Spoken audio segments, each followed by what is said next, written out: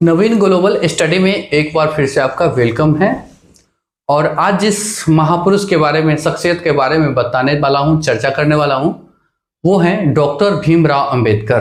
भारत के प्रथम कानून मंत्री, भारत के संविधान के रचयिता, जिन्होंने दलितों, पिछड़ों, हरिजन के लिए एक देवता से भी बढ़ के काम किया है। तो उनके बारे में आज का सेशन होने जा रहा है। उम्मीद है आपको अच्छा लगेगा। तो ये है डॉक्टर भीमराव अंबेडकर। इनका जन्म 14 अप्रैल 1891 में हुआ था। ये एक बहुजन राजनीतिक नेता थे, एक बौद्ध पुनरुत्थानवादी भी थे। उन्हें बाबा साहब अंबेडकर के नाम से जाना जाता है। दोस्तों, बाबा साहब ने अपना सारा जीवन हिंदू धर्म की चतुर्वर्ण प्रणाली और भारतीय समाज में सर्वत्र व्याप्त जाति व्यवस्था के विरुद्ध संघर्ष में बिता दिया। हिंदू धर्म में मानव समाज को 4 वर्णों में वर्गीकृत किया गया है। उन्हें बौद्ध महाशक्तियों के दलित आंदोलन को प्रारंभ करने का श्रेय भी जाता है। अंबेडकर को भारत रत्न से भी सम्मानित किया गया है, जो भारत के सर्वोच्च नागरिक पुरस्कार है। अपनी महत्वपूर्ण उपलब्धियों तथा देश की अमूल्य सेवा के फलस्वरूप डॉक्टर अंबेडकर को आधुनिक युग का मनु कहकर सम्मानित किया गया है। इनके जीवन परिचय पर अगर थोड़ा प्रकाश डालें तो डॉक्टर भीमराव अंबेडकर का जन्म 14 अप्रैल 1891 में हुआ था। वे रामजी मलोजी सकपाल और भीमाबाई मुर्बादकर की 14वीं व अंतिम संतान थे। उनका परिवार मराठी था और वो अंबावंडे नगर, जो आधुनिक महाराष्ट्र के रत्नागिरी जिले में है, से संबंधित थे। अनेक समकालीन राजनीतिज्ञों को देखते हुए उनकी जीवन अवधि कुछ कम थी। वे महार जाति के थे, जो अछूत कहे जाते थे, किंतु इस अवधि में भी उन्होंने अध्ययन, लेखन, भाषण और संगठन के बहुत से काम किए, जिसका प्रभाव उस समय की और बाद की राजनीतिक पर भी है। भीमराव अंबेडकर का जन्म निम्न वर्ग की महार जाति में हुआ था। उस समय अंग्रेज निम्न वर्ग की जातियों से नौजवानों को फौज में भर्ती कर रहे थे। अंबेडकर के पूर्वज लंबे समय तक ब्रिटिश ईस्ट इंडिया कंपनी की सेना में कार्यरत थे और भीमराव के पिताजी रामजी अंबेडकर ब्रिटिश फौज में सूबेदार थे और कुछ समय तक एक फौजी स्कूल में अध्यापक भी रहे। उनके पिता ने मराठी और अंग्रेजी में औपचारिक शिक्षा की डिग्री प्राप्त की थी। वह शिक्षा के महत्व को समझते थे और भीमराव की पढ़ाई लिखाई पर उन्होंने बहुत ध्यान दिया। अब शिक्षा के विषय में थोड़ा सा चर्चा करते हैं। दोस्तों, अछूत समझे जाने वाली जाति में जन्म लेने के कारण अपने स्कूली जीवन में अंबेडकर को अनेक अपमानजनक स्थितियों का सामना करना पड़ा।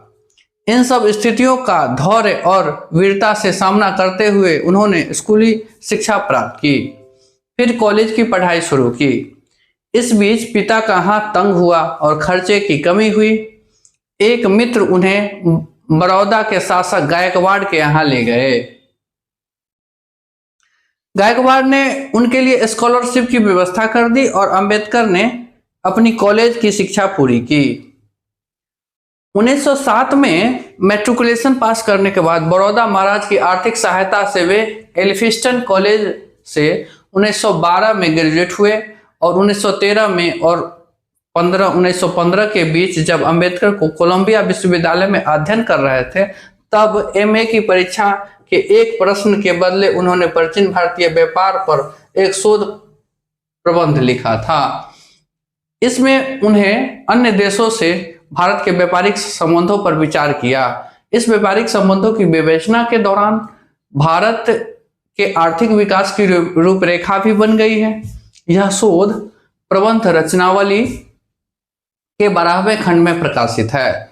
दोस्तों, कुछ साल बड़ौदा राज्य की सेवा करने के बाद उनको गायकवाड़ स्कॉलरशिप प्रदान किया गया, जिसके सहारे उन्होंने अमेरिका के कोलंबिया विश्वविद्यालय से अर्थशास्त्र में एमए 1915 में किया। इस क्रम में वे प्रसिद्ध अमेरिकी अर्थशास्त्री सेलिगमैन के प्रभाव में आए। सेलिगमैन के मार्गदर्शन में अंबेडकर ने कोलंबिया विश्वविद्यालय से 1917 में पीएचडी की उपाधि प्राप्त कर ली। उनके शोध का विषय था नेशनल डेवलपमेंट फॉर इंडिया, एक हिस्टोरिकल एंड एनालिटिकल स्टडी। इसी वर्ष उन्हें लंदन स्कूल ऑफ इकोनॉमिक्स में दाखिला लिया, लेकिन साधना भाव में अपनी शिक्षा पूरी नहीं कर पाए। कुछ दिन तक वे बड़ौदा राज्य में मिलिट्री सेक्रेटरी थे, फिर वे बड़ौदा से बंबई आ गए। कुछ दिन तक वे सीडेनहैम कॉलेज बंबई में राजनीतिक अर्थशास्त्र के प्रोफेसर भी रहे। डिप्रेस्ड क्लासेज कॉन्फ्रेंस से भी जुड़े और सक्रिय राजनीतिक में भागीदारी शुरू की। कुछ समय बाद उन्हें लंदन जाकर स्कूल ऑफ इकोनॉमिक्स से अपनी अधूरी पढ़ाई पूरी की। इस तरह विपरीत परिस्थितियों में पैदा होने के बावजूद अपनी लगन और कर्मठता से उन्होंने MA, PhD, MSc, बार एट लॉ की डिग्री प्राप्त की। दोस्तों, इस तरह वे अपने युग के सबसे ज्यादा पढ़े लिखे राजनेता एवं विचारक थे। उनको आधुनिक पश्चिमी समाजों की संरचना, समाज विज्ञान और शास्त्र एवं कानूनी दृष्टि से व्यवस्था ज्ञान था। अछूतों के जीवन से उन्हें गहरी सहानुभूति थी। उनके साथ जो भेदभाव बरता जाता था उसे दूर करने के लिए उन्होंने आंदोलन किया और उन्हें संगठित किया। कार्यकारिणी सदस्य। दोस्तों, 1926 में जब वह बंबई की विधानसभा में सदस्य नामित किए गए, उसके बाद वह निर्वाचित भी हुए। क्रमशः ऊपर चढ़ते हुए सन 1942 से 1940 के दौर में वह गवर्नर जनरल की कार्यकारिणी की सदस्यता तक पहुंचे। भारत के स्वाधीन होने पर जवाहरलाल नेहरू के मंत्रिमंडल में विधि मंत्री हुए। बाद में विरोधी दल के सदस्य के रूप में उन्होंने काम किया।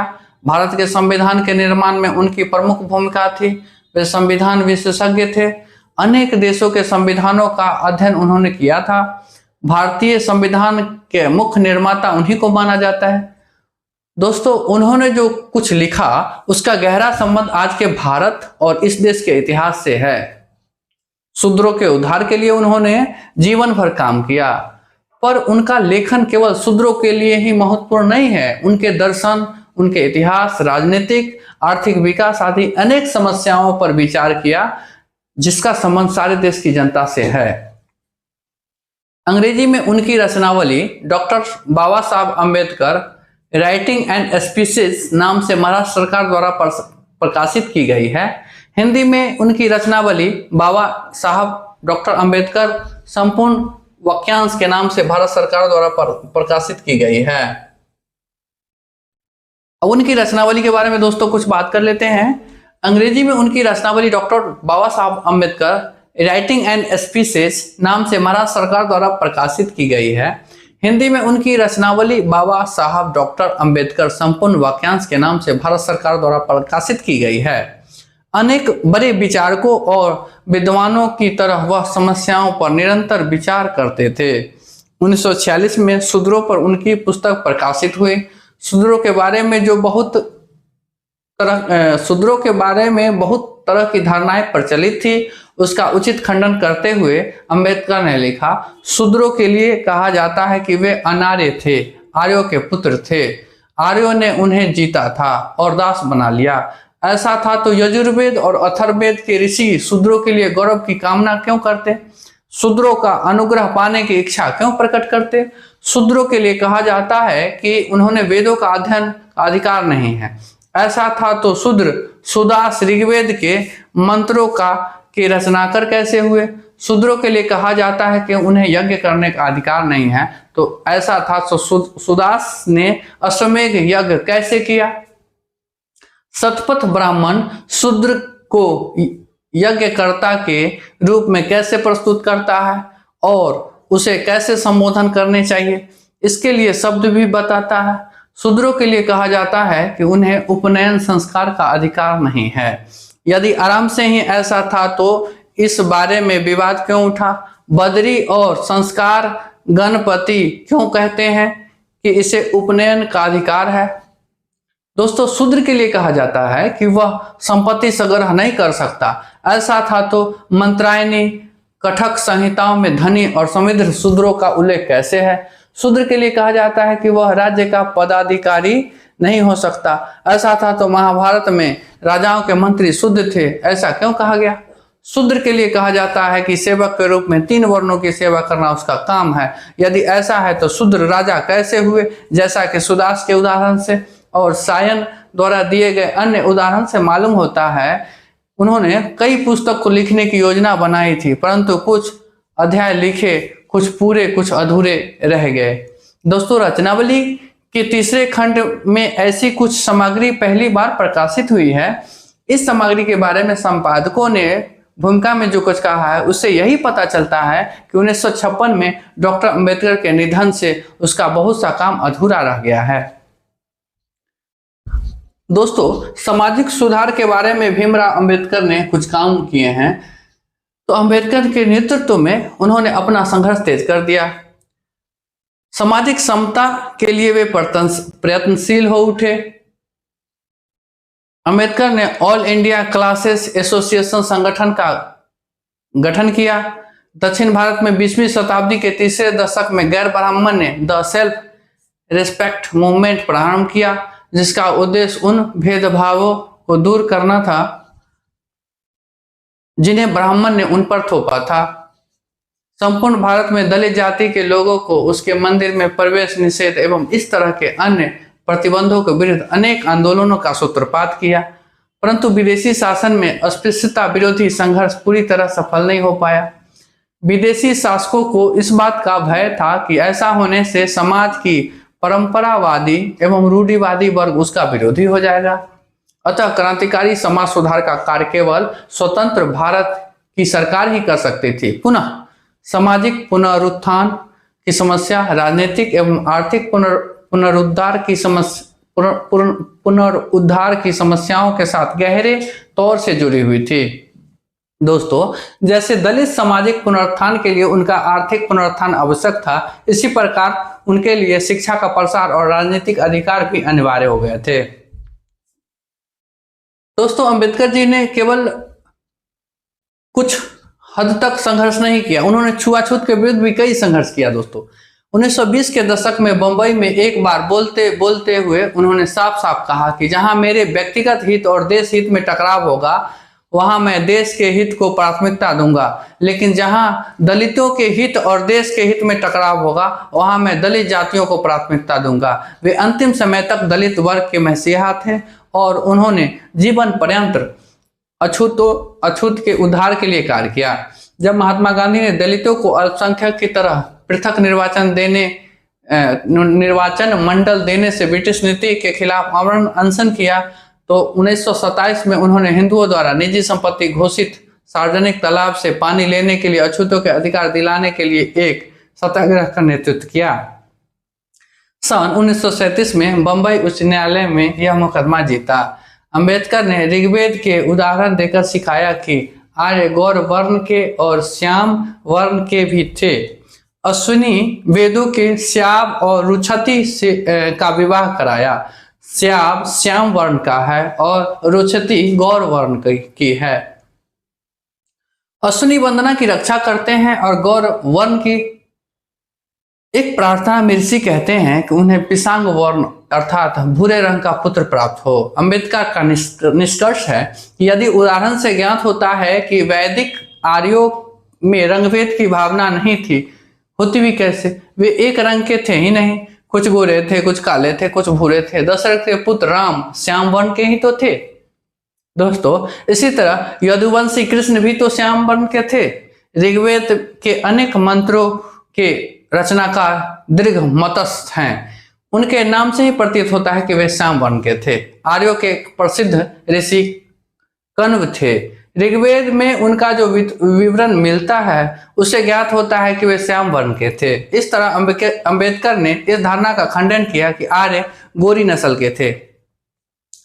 अंबेडकर ने मंदिरों में अछूतों के प्रवेश करने के अधिकार को लेकर भी संघर्ष किया। वे लंदन में हुए गोलमेज शिखर सम्मेलन के सदस्य भी थे, जहां उन्होंने अछूतों के लिए अलग निर्वाचन की मांग की। महात्मा गांधी ने हिंदू समाज में विभाजन मानते हुए विरोध किया। 1931 में ब्रिटेन के प्रधानमंत्री को संबोधित करते हुए अंबेडकर ने गोलमेज शिखर सम्मेलन में कहा, ब्रिटिश पार्लियामेंट और प्रवक्ताओं ने हमेशा यह कहा है कि वे दलित वर्ग की ट्रस्टी हैं। मुझे विश्वास है कि यह बात सभ्य लोगों को वैसी झूठी बात नहीं है जो आपसी संबंधों को मधुर बनाने के लिए कही जाती है। दोस्तों, मेरी राय में किसी सरकार की यह निश्चित कर्तव्य होगा कि जो धरोहर उनके पास है उसे गंवा न दे। यदि ब्रिटिश सरकार हमें उन लोगों की दया के भरोसे छोड़ देती है जिन्हें हमारी खुशहाली से की ओर जरा भी ध्यान नहीं दिया, तो यह बहुत बड़ी गद्दारी होगी। हमारी बर्बादी और बर्बादी की बुनियाद पर ही ये लोग धनी मनी और बड़े बने हुए हैं। सन 1932 में पुनः समझौते में गांधी अंबेडकर आपसी विचार विमर्श के बाद एक मध्य मार्ग पर सहमत हुए। अंबेडकर ने शीघ्र ही हरिजनों में अपना नेतृत्व स्थापित कर लिया और उनकी ओर से कई पत्रिकाएं निकाली। वह हरिजनों के लिए सरकारी विधान परिषदों में विशेष प्रतिनिधित्व प्राप्त करने में भी सफल हुए। अंबेडकर ने हरिजनों का पक्ष लेने के महात्मा गांधी के दावे को चुनौती दी और what Congress and Gandhi have in to do untouchable सन 1945 नामक लेख लिखा। सन 1947 में अंबेडकर भारत सरकार में कानून मंत्री बने। उन्होंने भारत के संविधान की रूपरेखा बनाने में प्रमुख भूमिका निभाई, जिसमें उन्होंने अछूतों के साथ भेदभाव को प्रतिबंधित किया और चतुराई से इस संविधान द्वारा पारित कराया। सरकार में अपना प्रभाव घटने से निराश होकर उन्होंने सन 1951 में त्यागपत्र दे दिया। सन 1956 में वो नागपुर में एक समारोह में अपने 2 लाख अछूत साथियों के साथ हिंदू धर्म त्याग कर बौद्ध धर्म अपना लिए, क्योंकि छुआछूत अब भी हिंदू धर्म की अंग बने हुए थे। डॉक्टर अंबेडकर को सन 1990 में मरणोपरांत भारत रत्न से सम्मानित किया गया। अब दोस्तों, एक प्रश्न मेरे तरफ से भी है कि जब इतने महान थे तो इनको 1950 में 55 में इनको भारत रत्न दे दिया जाना था, लेकिन सरकार द्वारा इनके साथ भी भेदभाव किया गया है यहाँ पे कि उनको लगभग 40 साल बाद 45-50 साल बाद भारत रत्न से नवाजा गया। दोस्तों, राजनीतिक परिचय में ये ओला नासिक में 13 अक्टूबर 1935 को अंबेडकर ने एक रैली को संबोधित किया। 13 अक्टूबर 1935 को अंबेडकर को सरकारी लॉ कॉलेज का प्रधानाचार्य नियुक्त किया गया और इस पद पर उन्होंने 2 वर्ष तक कार्य किया। इसके चलते अंबेडकर बंबई में बस गए। उन्होंने यहाँ एक बड़े घर का निर्माण कराया, जिसमें उसके निजी पुस्तकालय में लगभग 50,000 पुस्तकें थी। अब देख सकते हैं दोस्तों, जिस के पास 50,000 पुस्तकों का संग्रह हो वो कैसा विद्वान व्यक्ति होगा। तो ये सिर्फ अंदाजा लगाने, कल्पना करने की बातें हैं। इसी वर्ष उनकी पत्नी रामाबाई की एक लंबी बीमारी के बाद मृत्यु हो गई। रामाबाई अपनी मृत्यु से पहले तीर्थ यात्रा के लिए पंढरपुर जाना चाहती थी, पर अंबेडकर ने उन्हें इसकी इजाजत नहीं दी। अंबेडकर ने कहा कि उस हिंदू तीर्थ में जहां उनको अछूत माना जाता है, जाने का कोई औचित्य नहीं है। इसके बजाय उन्होंने उनके लिए एक नया पंढरपुर बनाने की बात कही। भले ही अस्पृश्यता के खिलाफ उनकी लड़ाई को भारत भर में समर्थन हासिल हो रहा था, पर उन्होंने अपना रवैया और अपने विचारों को रूढ़िवादी हिंदुओं के प्रति कठोर कर लिया। उनकी रूढ़िवादी हिंदुओं की आलोचना का उत्तर बड़ी संख्या में हिंदू कार्यकर्ताओं द्वारा की गई उनकी आलोचना से मिला। 13 अक्टूबर को नासिक के निकट ये ओला में एक सम्मेलन में बोलते हुए अंबेडकर ने धर्म परिवर्तन करने की इच्छा प्रकट की। उन्होंने अपने अनुयायियों से भी हिंदू धर्म छोड़कर कोई अन्य धर्म अपनाने का आह्वान किया। उन्होंने अपनी इस बात को भारत भर में कई सार्वजनिक सभाओं में दोहराया। स्वतंत्र लेबर पार्टी। अंबेडकर ने 1936 में स्वतंत्र लेबर पार्टी की स्थापना की थी दोस्तों, जो 1937 में केंद्रीय विधानसभा चुनावों में 15 सीटें जीती। उन्होंने अपनी पुस्तक जाति के विनाश भी इसी वर्ष प्रकाशित किया, जो उनके न्यूयॉर्क में लिखे एक शोध पत्र पर आधारित थी। इस सफल और लोकप्रिय पुस्तक में अंबेडकर ने हिंदू धर्म नेताओं और जाति व्यवस्था पर जोरदार आलोचना की। दोस्तों, उन्होंने अस्पृश्य समुदाय के लोगों को गांधी द्वारा रचित शब्द हरिजन पुकारने के कांग्रेस के फैसले की कड़ी निंदा की। अंबेडकर ने रक्षा सलाहकार समिति और वायस राय की कार्य परिषद के लिए श्रम मंत्री के रूप में सेवारत रहे। अब जो है अंबेडकर और गांधी जी के बीच जो है किस तरह का कॉम्बिनेशन देखने को मिला उसकी बातें हैं। महात्मा गांधी के विपरीत डॉक्टर अंबेडकर गांवों की अपेक्षा नगरों एवं ग्रामीण शिल्पों और कृषि व्यवस्था की तुलना में पश्चिमी समाज की औद्योगिक विकास में भारत और दलितों का भविष्य देखते थे।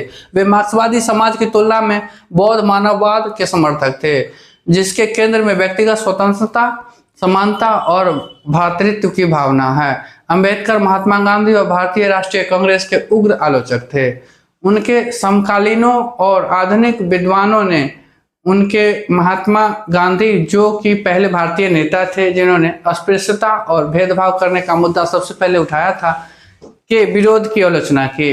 1932 में ग्राम पंचायत बिल पर बंबई की विधानसभा में बोलते हुए अंबेडकर ने कहा, बहुतों ने ग्राम पंचायत की प्राचीन व्यवस्था की बहुत प्रशंसा की है। कुछ लोग उन्हें ग्रामीण प्रजातंत्र कहा है। इन देहाती प्रजातंत्रों का गुण जो भी हो, मुझे यह कहने में जरा भी दुविधा नहीं है कि वे भारत के सार्वजनिक जीवन के लिए अभिशाप हैं। यदि भारत राष्ट्रवाद उत्पन्न करने में सफल नहीं हुआ, यदि भारत राष्ट्रीय भावना का निर्माण में सफल नहीं हुआ, तो इसका मुख्य कारण मेरी समझ में ग्राम व्यवस्था का अस्तित्व है।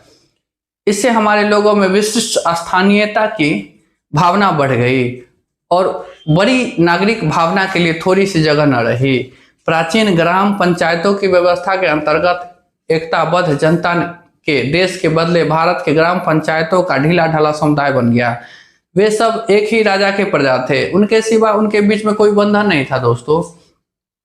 दोस्तों गांधी जी का दर्शन भारत के पारंपरिक ग्रामीण जीवन के प्रति अधिक सकारात्मक लेकिन रूमानी था और उनकी दृष्टिकोण अस्पृश्यों के प्रति भावनात्मक था। उन्होंने उन्हें हरिजन कहकर पुकारा। अंबेडकर ने इस विश्लेषण को सिरे से अस्वीकार कर दिया। उन्होंने अपने अनुयायियों को गांव छोड़कर शहर जाकर बसने और शिक्षा प्राप्त करने के लिए प्रेरित किया। दोस्तों 1948 से अंबेडकर 1948 से मधुमेह से पीड़ित थे। उनको डायबिटीज हो गया था। वे जून से अक्टूबर 1954 तक बीमार रहे। राजनीतिक मुद्दों से परेशान अंबेडकर का स्वास्थ्य बद से बदतर होता चला गया। 1955 के दौरान किए गए लगातार काम ने उन्हें तोड़ कर रख दिया। उनकी अंतिम पांडुलिपि बुद्ध और उसके धर्म को पूरा करने में 3 दिन के बाद 6 दिसंबर 1956 को अंबेडकर की मृत्यु नींद में दिल्ली में उनके घर में हो गई।